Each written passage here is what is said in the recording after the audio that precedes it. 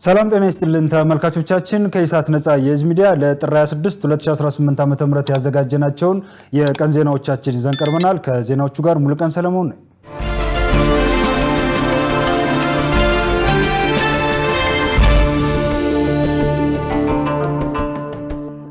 ጠቅላይ ሚኒስትር ዶክተር አብይ አህመድ ከህዝብ ተወካዮች ምክር ቤት አባላት ለቀረቡላቸው ጥያቄዎች ምላሽና ማብራሪያ ሰጡ።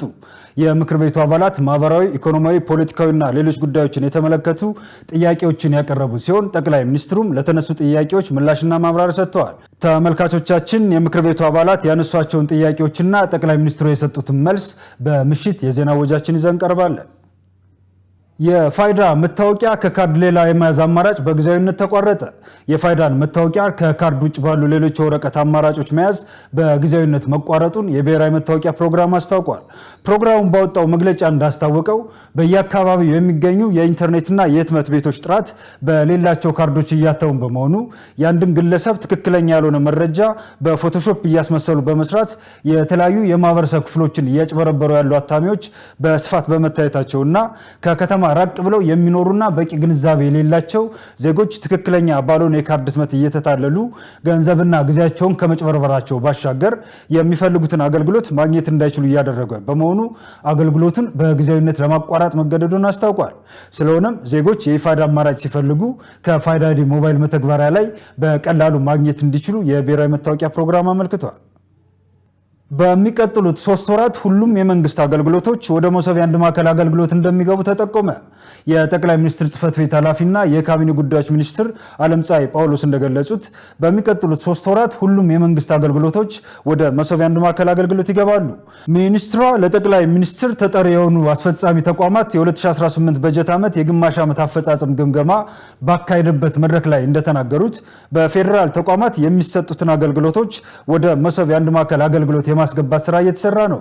አገልግሎቶችን ወደ መሶብ የአንድ ማዕከል አገልግሎት ስርዓት ከማስገባት አንጻር ውስንነቶች መኖራቸውን ገልጸው ይህንን ለመቅረፍ በሚቀጥሉት 3 ወራት ሁሉም የመንግስት አገልግሎቶች ወደ መሶብ የአንድ ማዕከል አገልግሎት እንዲካተቱ ይደረጋል ብለዋል። በመሶብ የአንድ ማዕከል አገልግሎት በኦንላይን መስጠት የሚገባቸውን አገልግሎቶች በኦንላይን እንዲሁም በአካል መስጠት ያለባቸውን አገልግሎቶች በማዕከሉ መስጠት የሚቻልበትን አቅም መፍጠር ይገባል ብለዋል ሲል የዘገበው ይዚያ ነው። በጋምቤላ ክልል በስደተኞች አያያዝ ላይ ችግር እየተፈጠረ ነው ተባለ። በሌላ በኩል በክልሉ ከ400 ሺህ በላይ የደቡብ ሱዳን ስደተኞች እንደሚገኙ የክልሉ መንግስት አስታውቋል። መሰረት ባይ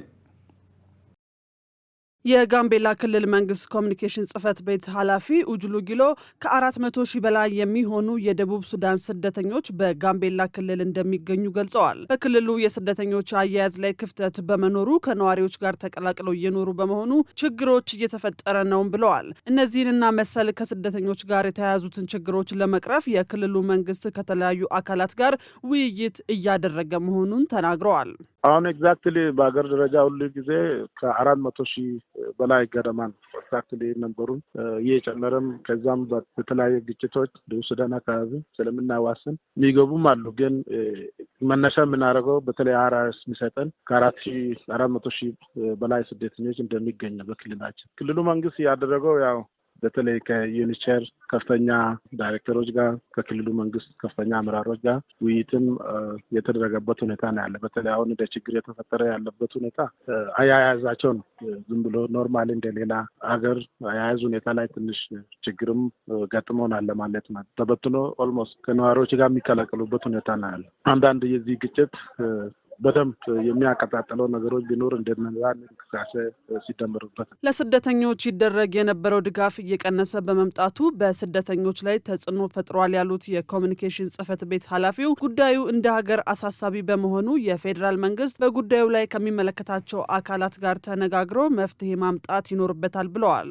አሁን ኦልሞስት ከድጋፍ ጋር በተያያዘ ባለቤት አላቸው። እኛ እንደ ኢትዮጵያ እንደ ጋምቤላ ተቀባዩን እንጂ እነዚህ ዩኒቸር ሌሎች ከነዚህ ጋር ድጋፍ የሚያደርጉ ሪፊጂ የሚያስተናግዱት ጋር ነው ቀጥታ ከነሱ ጋር እንትን የሚያደርጉት እንጂ በተለይ ዓለም ባለችበት ሁኔታ ዩኤን ሪሶርስ ሞቢላይዝ ለማድረግ ትንሽ ችግር እንደገጠማት ታያል። ግን ኖርማሊ በኋላ ያው ይህን ለኢትዮጵያ ወስ ለጋምቤላ ክልል ብቻ የምንተወው ነገር ስለማይሆን በአጠቃላይ ኢትዮጵያ መንግስት በዚሁ ላይ ከሚመለከታቸው እነዚህ ከዩኤን ኤጀንሲዎች ጋር መነጋገርም ያስፈልግ ነገር ነው የሚመስለን። በኋላ ድጋፍ ካነሰ ምን ሊሆን ይፈጥራል የሚለው ነገር እንግዲህ ትንሽ ማሰብ ይከብዳል። ለስደተኞች እየተደረገ ያለው የምግብ ድጋፍ ተረጂዎቹ ማግኘት ከሚገባቸው 40% ብቻ እንደሆነ የስደተኞችና ተመላሽ አገልግሎት ለሕዝብ ተወካዮች ሪፖርት ባቀረበበት ወቅት መግለጹ አይዘነጋም።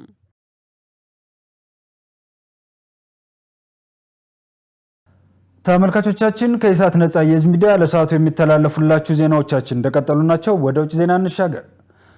የኢራኑ ፕሬዝዳንት ከአሜሪካ ጋር የሚደረገው ድርድር በእኩልነት ላይ የተመሰረተ ሊሆን ይገባል አሉ።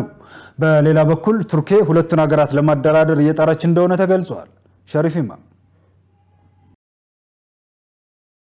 የኢራኑ ፕሬዝዳንት ማክሰኞ ዕለት እንደተናገሩት ከአሜሪካ ጋር የሚደረገው ስምምነት ትክክለኛና በእኩልነት ላይ የተመሰረተ እንዲሆን በማለት ለሀገራቸው ውጭ ጉዳይ ሚኒስትር መመሪያ ሰጥተዋል። ከቴህራን በኩል እየታየ ያለው ግልጽ የሆነ አቋምና ለመስማማት የመፈለጓ ሰበብ ሀገር አቀፍ የተቃውሞ ሰልፉን ተከትሎ ከዋሽንግተን በኩል ያለው ጫና እያየለ በመምጣቱ ነው።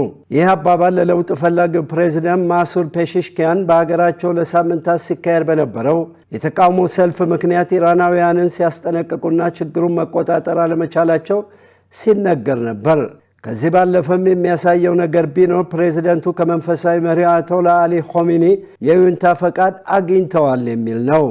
ቱርክዬ ከመጋረጃ ጀርባ በዚህ ሳምንት በጉዳዩ ላይ ንግግር እንዲጀመር እየሰራች ነው። የአሜሪካ የመካከለኛው ምስራቅ ልዩ ልዑክ ስቲቭ ዊትኮቭ ወደ አካባቢው አምርተዋል። ግን አሜሪካና ኢራን ከስምምነት ይደርሳሉ የሚለው ወደፊት የሚታይ ነው። በተለይም አሁን ላይ ፕሬዝዳንት ዶናልድ ትራምፕ የኢራን የኒውክሌር ፕሮግራም በየትኛውም የቴህራን ንግግር ላይ ከሚቀርቡ ዝርዝሮች መካከል ሆኗል። ፔሽሽኪያን በኤክስ ገጻቸው ላይ በእንግሊዝኛና በፋርስ በጻፉት ጽሑፍ ከዚህ ውሳኔ ላይ የተደረሰው በአካባቢው ካሉ ወዳጅ መንግስታት በቀረበ ጥያቄ መሰረት በአሜሪካው ፕሬዝዳንት ለቀረበው ምክረ ሀሳብ ምላሽ ለመስጠት ነው ብለዋል። ድርድሩ ትክክለኛና በእኩልነት ላይ የተመሰረተ ሆኖ በመርህ የሚመራ በመከባበር በጥንቃቄና ምቹ በሆነ ሁኔታ እንዲካሄድ ለውጭ ጉዳይ ሚኒስትሬ ትዕዛዝ ሰጥቻለሁ። አሜሪካ ግን እስካሁን ንግግሩ ስለመካሄዱ ያለችው ነገር የለም።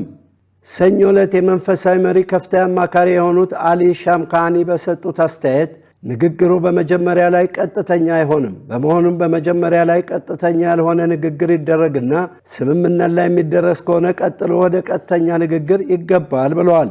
የንግግሩ ዋነኛ ትኩረት በኒውክሌር ጉዳይ ላይ ያተኮረ ሊሆን ይችላል ሲሉም አክለዋል። ሩሲያ በኢራን የበለጸገውን ዩራኒየም ልክ በ2015 እንደተደረገው አሁንም ትወስዳለች ወይ በሚል ለቀረበላቸው ጥያቄ አሊ ሻምካኒ ሐሳቡን ውድቅ አድርገው ይህንን ለማድረግ የሚያስችል ምክንያት የለም ብለዋል። የክሬምሊን ቃል አቀባይ ዲሜትሪ ፔስኮቭ ሰኞ ዕለት እንዳሉት ሩሲያ ለረጅም ጊዜ ይህን መሰል አገልግሎት ለበርካታ ሀገራት ስትሰጥ ነበር። ኢራን የኒውክሌር የጦር መሳሪያ አትፈልግም፣ ወደፊትም የኒውክሌር የጦር መሳሪያ አትፈልግም፣ በፍጹም የኒውክሌር መሳሪያ አታከማችም። ነገር ግን ሌላኛው ወገን ኢራን ለምታደርገው ሁሉ ዋጋ ሊከፍል ይገባል ብለዋል። መረጃው የአሶሺየትድ ፕሬስ ነው።